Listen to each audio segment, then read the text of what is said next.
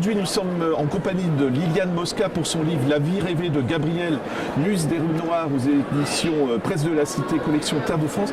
Ce sera une question toute bête pour commencer, mais qu'est-ce qui vous a attiré chez Gabrielle Renard, donc, qui était comment on va dire, femme de ménage au départ et qui est vraiment devenue muse de Renoir? Déjà parce qu'elle est auboise et moi aussi. Donc c'était une personnalité du département qui était un peu connue. Et j'ai eu l'occasion de lire sa biographie complète grâce à son petit-neveu, qui est toujours en vie. Et donc je me suis dit qu'elle avait eu un destin extraordinaire et que ça valait le coup de la mettre en lumière. Voilà. Comment vous avez fait? Parce qu'il y a dû y avoir beaucoup de recherches, il y a des choses qu'on ne sait pas, donc il faut aussi... c'est le travail de la romancière, quoi. Oui, mais dans la biographie, je dois dire qu'elle était très complète. Et comme je connaissais M. Parisien, j'en parle à la fin, qui m'a permis d'utiliser sa biographie. J'avais beaucoup de renseignements et d'anecdotes véridiques. Il y a beaucoup de choses vraies. 3/4 des choses sont vraies. Est-ce que vous pouvez nous expliquer un petit peu en quelques lignes quel est le destin de Gabrielle? Parce que c'est incroyable. Moi, je me permets, elle commence avec les Renoirs, elle finit à Hollywood quand même. Voilà, elle finit à Hollywood, tout à fait. Disons qu'elle était engagée bonne chez les Renoirs parce que Madame Renoir était de ce village des Soies dans l'Aube.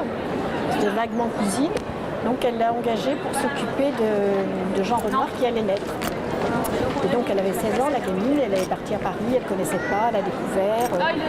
Et ensuite Renoir a trouvé qu'elle était bien faite et que sa peau prenait bien la lumière, disait-il. Et donc il l'a engagée comme modèle, mais elle faisait tout, elle faisait la bonne, la nourrice de Jean, le modèle. Et elle a donc évolué dans cet univers de la peinture et des artistes, la Coluche de Gars, Matisse et tous ces gens.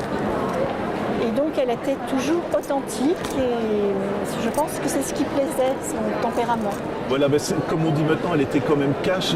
Est-ce que vous seriez d'accord avec moi pour dire que parfois elle prenait un petit peu la grosse tête parce qu'elle est vite rentrée en conflit avec l'épouse de Renoir? Je pense pas qu'elle prenait la grosse tête, mais elle prenait quand même des libertés, certes. Et elle est entrée en conflit avec Madame Renoir, qui évidemment... On ne voyait pas ça d'un bon oeil quand même, qu'elle se prenne de temps en temps pour la patronne, disons. Alors quand on décrit justement la vie de toute cette maison, parce que vous le dites aussi, il y a des tas d'artistes qui passent, donc pour vous en tant que romancière, ça doit être assez agréable de faire apparaître tous ces personnages. Ah mais oui, c'est jubilatoire. Voilà. Tout à fait. Tout à fait. Puis en plus, j'aime bien les impressionnistes, alors j'étais vraiment dans mon élément. Est-ce que vous aviez besoin de vous déplacer, justement, de regarder les tableaux? Moi, j'en ai regardé aussi, du coup, parce que ça m'a donné envie de découvrir tout ça. Tous les gens qui ont lu mon livre, quand je décris une scène où elle pose avec la rose, par exemple, tous les gens ont regardé et ça correspond à un tableau. J'en connaissais beaucoup quand même. Et comment vous décririez justement cette époque? Est-ce que c'était en pleine évolution? Parce que Renoir, il est assez passionnant aussi. On sent que la maladie, il gagne, mais il veut continuer à peindre. Oui, c'est ça mais malgré tout, il a toujours du succès. Comment ça se passait? Il a eu du succès tout le temps, toute sa vie. Il a fait une œuvre incroyable. Il a eu du succès très vite. Et il savait, je pense qu'il savait aussi choisir ses marchands de tableaux. Voilà. Il savait cibler aussi sa clientèle. Il savait faire. Et ce que je trouve très impressionnant aussi, c'est les relations d'amour. Parce que justement, il y a une scène, c'est à Aix-les-Bains, si je ne me trompe pas, où vous terminez votre chapitre, où Renoir... je laisse le mystère planer. Alors, oui, si je devais vous poser la question, est-ce qu'il s'est passé quelque chose ou pas? Parce que tout le monde du roman, on ne le saura jamais, quoi. On ne le saura jamais. Et vous savez? Non, personne ne le sait. Personne ne le sait. Tout le monde suppose, personne ne le sait. Pour moi, pas avec le père. Ouais. Pas avec le père. Oui, il y a une autre scène avec un des fils cinéastes, on va dire, qui est très connu aussi. Voilà, c'est plausible aussi. Elle avait 15 ans de plus que lui. On voit pire maintenant. Mais ce qui est très émouvant aussi, c'est qu'on voit quand même qu'il y avait, pour moi, elle était amoureuse de lui parce que le mari qu'elle va avoir, lui ressemble. Si je pense qu'elle était amoureuse de Renoir. Oui, le Renoir faisait partie de sa vie. Et c'est vrai qu'elle a épousé un peintre qui n'avait pas de succès, mais qui était très riche et qui ressemblait à Renoir. C'est vrai. C'est Conrad Slade. Voilà. Vous pouvez nous parler de lui parce que lui aussi, il est intéressant comme personnage. Ouais. On ne sait pas trop de quoi il vient, mais c'est un artiste qui... Il vivait de ses rentes. Il était issu d'une famille riche. Son père était chirurgien en Amérique. Une grosse famille, en fait. Et il peignait pour le plaisir. Et il a rencontré Gabrielle comme ça, par hasard, parce qu'il était amoureux fou de Renoir. Et après, il est tombé amoureux fou de Gabrielle. Mais comment ça se passait? Parce qu'il y a aussi un autre personnage qui s'appelle Pierre, si je ne me trompe pas, qu'elle va rencontrer le temps de 5-10 minutes. Il y a beaucoup, voilà, il y a beaucoup de secrets Il y a aussi. beaucoup de secrets.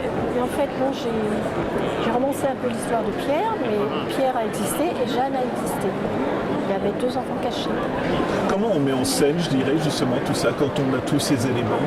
Ça sert pour dramatiser, on va dire, aussi l'histoire. Oui, ça sert à faire une intrigue quand même qui tient un peu le lecteur plutôt que juste un récit en fait.